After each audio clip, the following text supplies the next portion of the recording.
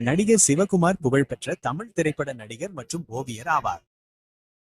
இயற்பெயர் பாலதண்டாயுதபாணி. திரையுலகில் சிவகுமார் என பெயர் மாற்றம் செய்யப்பட்டது.